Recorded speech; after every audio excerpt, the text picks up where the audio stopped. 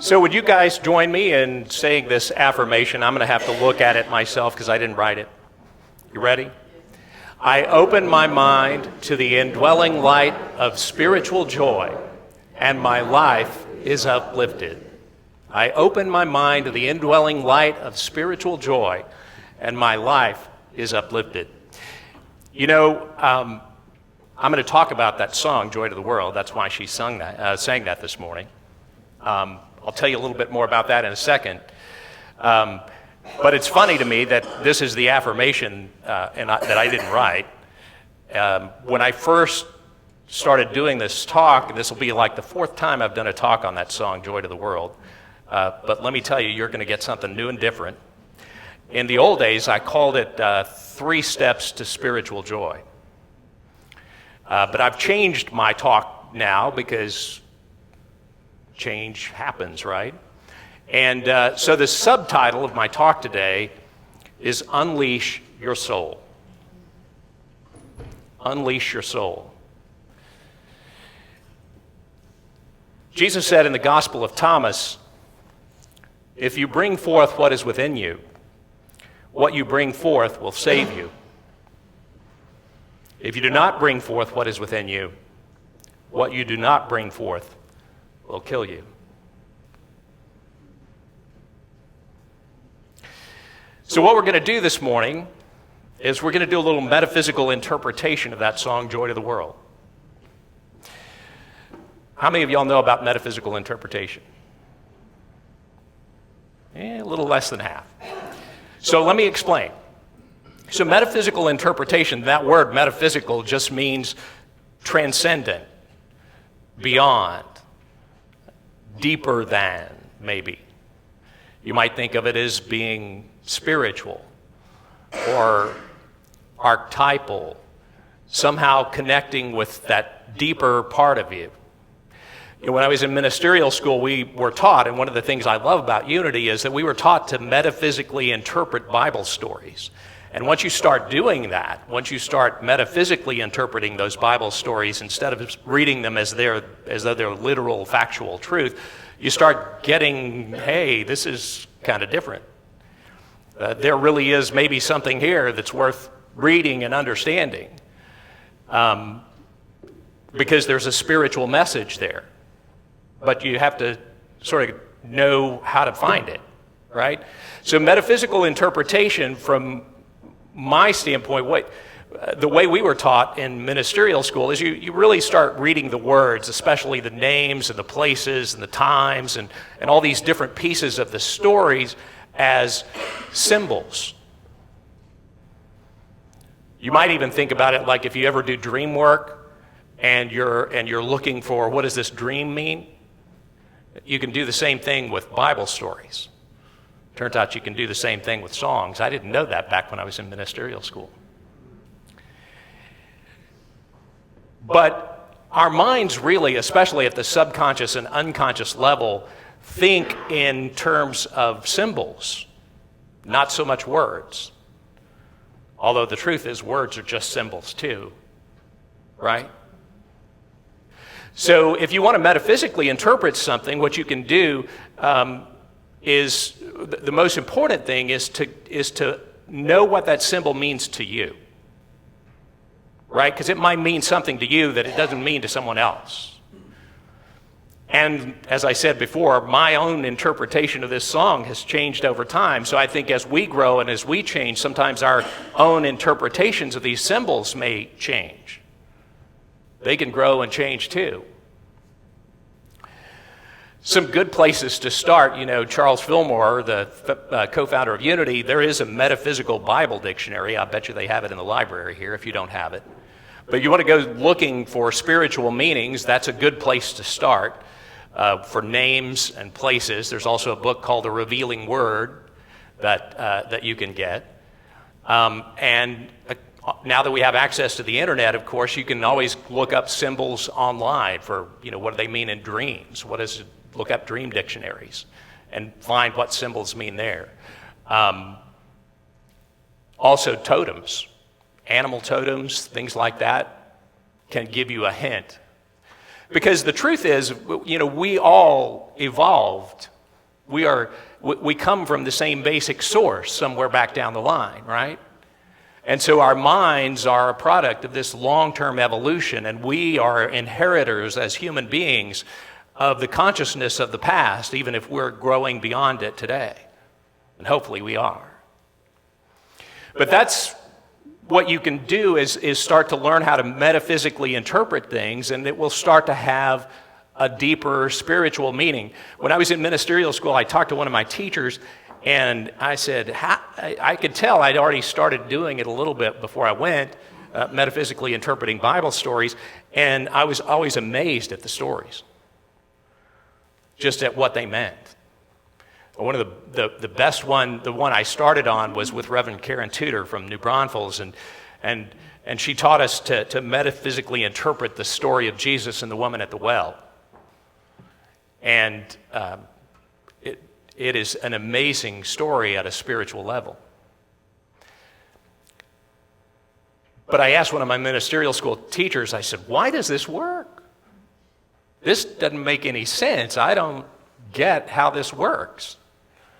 Well, I've wrestled with that question and continue to wrestle with it a little bit to this day. But what I've sort of come to the conclusion is that what we're really doing when we metaphysically interpret again is we're interpreting these symbols and what those symbols within us mean, what those symbols mean within us. And so we're really drawing out our own understanding, our own beliefs, right? When you interpret a dream or a story or a song and you think about it in symbolic terms, you're really drawing out your own spirit. And what do we call that spirit within us in unity? The Christ. So one way to do what Jesus was talking about in the Gospel of Thomas, about bringing forth what was inside of you, what is inside of you, is to metaphysically interpret things. Because then you can draw it out. That's what's inside of you. The Christ Spirit is inside of you, and you draw it out. Now, for those of you who don't come to the church all the time, unity draws a distinction between Jesus and the Christ. Those of you who come here all the time already know this, but Jesus is a historical person where the Christ is really not his name. Christ is a title. It means the chosen one, the Messiah, right? And just like you don't call President Obama, President is not his first name, right? Christ is not Jesus' last name. It's title. And the Christ is in every one of us. I think of it like this. I know you're the Christ. And the reason I know you're the Christ is because you're here. That's what makes you chosen. The Messiah, the chosen one. You wouldn't be here if you hadn't been chosen. So the Christ is within all of us.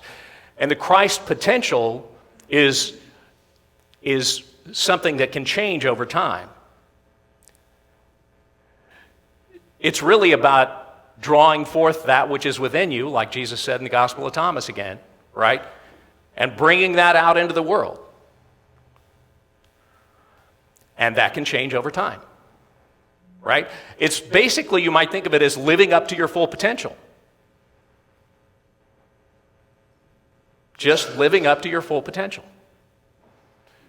And that's what Jesus is saying. If you do that, if you connect with that Spirit of God within you and you live up to your full potential, you bring that forth in the world, then that will save you. And if you don't, you try to suppress it, you try to repress it, it'll kill you. Metaphorically, if not literally.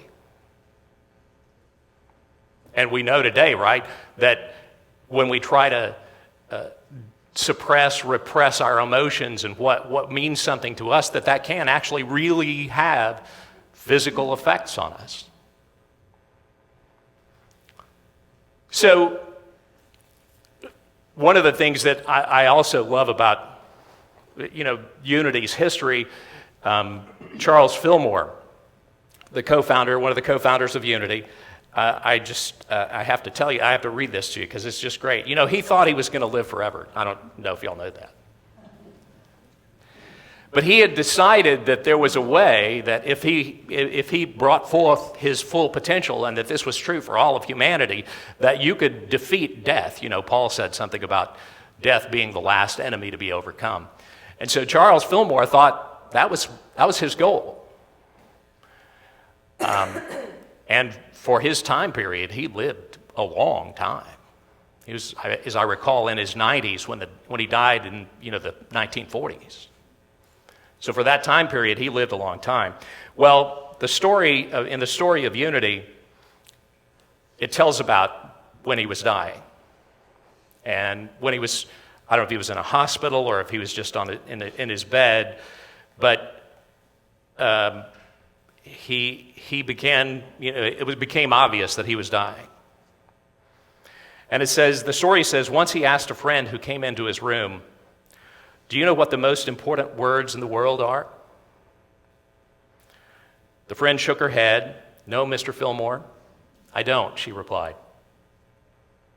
"Christ in you, the hope of glory. Those are the most important words in the world."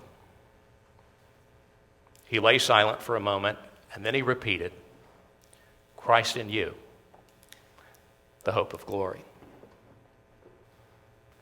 That's your hope of glory. Christ in you is your hope of glory. Again, I'm not talking about Jesus the man. I'm talking about your potential. I'm talking about what God put in you to bring forth into this world. And I don't care if you think about it in terms of God or just in terms of psychology or science or anything else, right? But you have dreams and aspirations, and that's what you're here to do. That's what you're here to give. This doesn't have to be religious, right? It doesn't even have to be about God. We get all bogged down in language sometimes, and I've sort of come to the conclusion that a lot of Christian language is really just an earlier religious explanation or for what we would today talk about in psychological terms, maybe.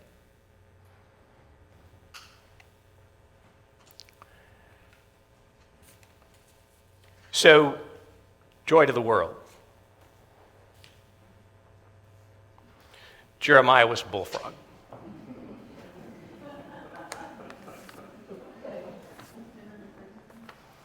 Y'all know who Jeremiah was in the Bible? Jeremiah was a prophet, a Hebrew prophet. He had a reputation that sort of preceded him. Or I say preceded him, it certainly succeeded him. Because most of the prophets were kind of negative. There's a version of the Bible called Charlie Farquharson's Testament. And in it, he lists all the prophets, and he says, basically they all said the same thing. You're doing it all wrong. And we even have a word today that we use in the English language that comes from Jeremiah, the word Jeremiad. Right? What is a Jeremiad? It's this long list of complaints and lamentations, woes. Right? That's Jeremiah. A gloom and doom prophet, but Jeremiah was sort of set apart as the ultimate gloom and doom prophet, right? And the song says Jeremiah was a bullfrog. You know what a bullfrog is in the Bible? Anybody know? Y'all remember the plagues of Egypt? One of the plagues that God sent on Egypt when Pharaoh wouldn't let his people go was a bullfrog. Well, frogs. So the frogs are a plague. So what does that tell you about Jeremiah as a bullfrog? It means negative thinking, complaining all the time. That's a plague.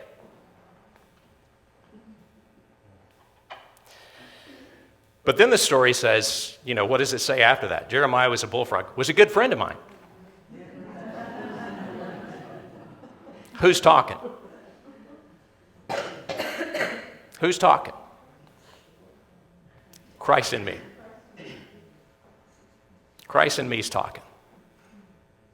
That negative thinking, yeah, that's a good friend of mine. I never understood a single word he said, but I helped him drink his wine. What's wine? Life. Blood of life, right? Wine.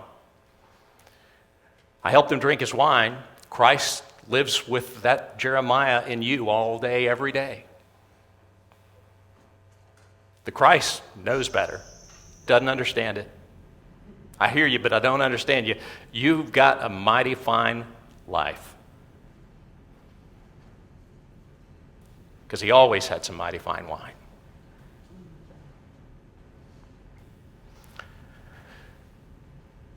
So the way I interpret today, that first verse, is to understand at the deepest core of your being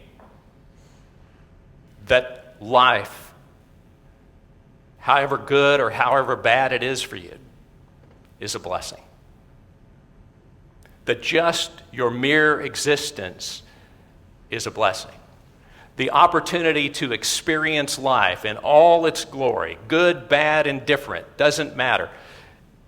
It's a blessing. Remember Jesus in the Lord's Prayer, thy kingdom come, thy will be done on earth as it is in heaven. Give us this day our daily bread, etc. Right? And then there's this other piece of what Jesus says. He said he came to give us an abundant life. And that doesn't, for me, abundant life doesn't mean a lot of stuff. It doesn't mean a lot of money. Abundant life to me, and y'all have heard me say this before if you've been here, abundant life means the ability to take the spectrum of life from the lowest low to the highest high. That's the abundant life that Jesus came to give you. That's what Christ, when you can connect with the Christ, is. It gives you the ability to go all of those places. So here in this song, life is a blessing. Doesn't matter how good or how bad. That's the Christ in you. Christ in you knows that.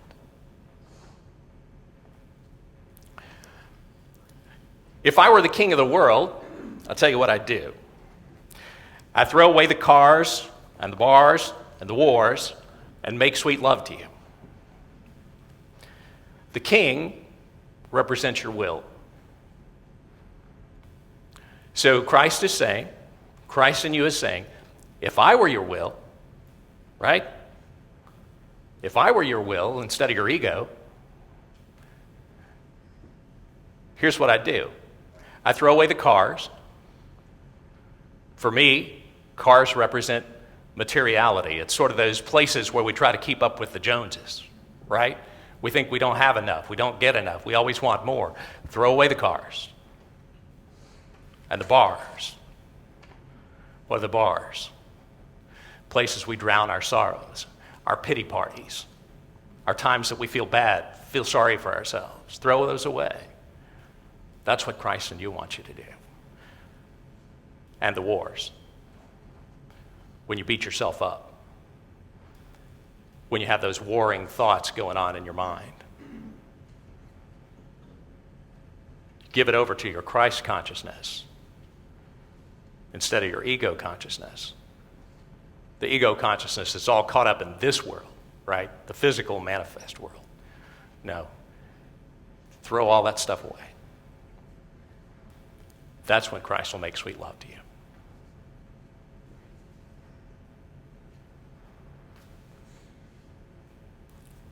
You know I love the ladies. And if you know me, that's really true. I love to have my fun. I'm a high night flyer and a rainbow rider and a straight shooting son of a gun. I said a straight shooting son of a gun. Ladies represent the divine feminine, right? Our creativity, our intuition. Christ loves that. So you guys, particularly, and a lot of times women these days, who get all caught up in, success in the world, analytical thinking, rational mind, logic, right? That's all masculine. Christ loves the ladies. The creative part, the intuitive part, the part that learns how to metaphysically interpret things, right? I'm a high night flyer and a rainbow rider. What do those things make you think of? Again, what's more important is that you find your own meaning than that you hear mine, right? Although this morning you get to hear mine. A high night flyer, that's the dreamer in you, right? And I'm thinking right now about dreams at night.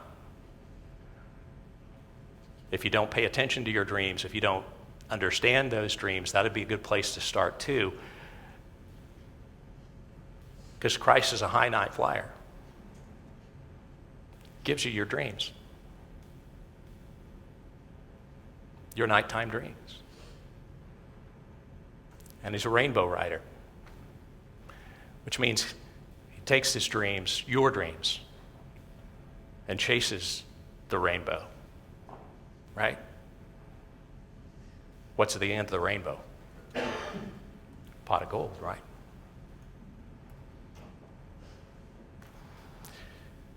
I'm a high night flyer and a rainbow rider and a straight shooting son of a gun.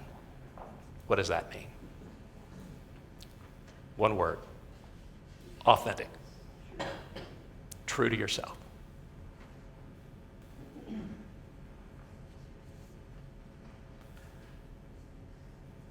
So, again, when I first started doing talks on this song, I used to talk about those being the 3 steps to spiritual joy. But today I think of it more like this. The first verse is just, again, a reminder to recognize that life is a gift. The second verse is about aligning your mind with the mind of Christ. Paul said, let this mind be in you, which is in Christ Jesus. So you turn your will over to the Christ mind, to your soul. And by the way, for those of you who don't know it, that word soul, if it's really the Greek word for the word soul is psyche. So it sounds all religious and highfalutin. Your soul is your psyche. But the second verse is about aligning your mind with your soul's mind. And then the third verse is about unleashing your soul in the world.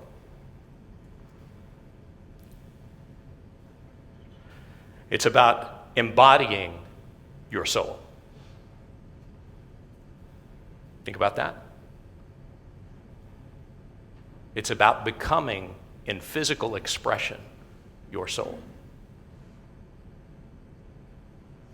So this song is about unleashing your soul.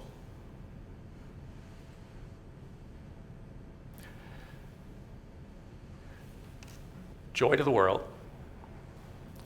all the boys and girls. Boys are thoughts, girls are emotions.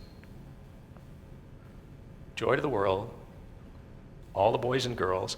Joy to the fishes, ideas. In the deep blue sea, consciousness. Joy to you and me. That's how it happens. That's what happens when you unleash your soul. Joy in your thoughts, joy in your emotions, joy in your ideas, joy in consciousness. Joy to you and me. Now, one of the things that's really, when I did this talk and I started doing this talk, I was amazed to find out this story about the song itself. Anybody know who wrote it? Yeah? Hoyt Axton. Y'all know who Hoyt Axton is? Yes. People who've been around for a little while, now you start showing your age, right, if you know who Hoyt Axton is. Country and Western artist, right? What's that? Singer-songwriter. Yeah, singer-songwriter. And the way this song happened, I think, is just a perfect illustration of the way that if you turn your ego mind off, what can come through it. How Christ can come through it. Because when Hoyt Axton, what the story is that Hoyt Axton went into a music studio, he had come up with this melody that he loved. And so he went in, he played the melody, and the people at the recording studio says, well, it's a really cool melody, doesn't it have any lyrics? He hadn't written those. So on the spot, when he went in to play the song that he had written, the music, melody, he just made up the words on the spot. He made up the words about how to unleash your soul on the spot. Isn't that cool? So remember, life is a gift. Make your ego the servant of your soul and not the other way around. And then embody your soul. Be your soul in human expression. You, right now, are the prayer that God is praying. You are the chosen one. The how-to, again, metaphysical interpretation is one way to do that. One way to connect with that piece of your soul. Dream interpretation is another one. Meditation is another one.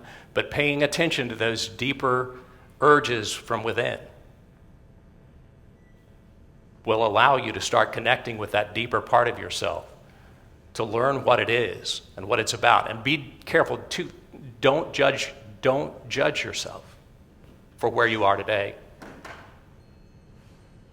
And don't ever think that you're already there or that you'll ever get there. You won't.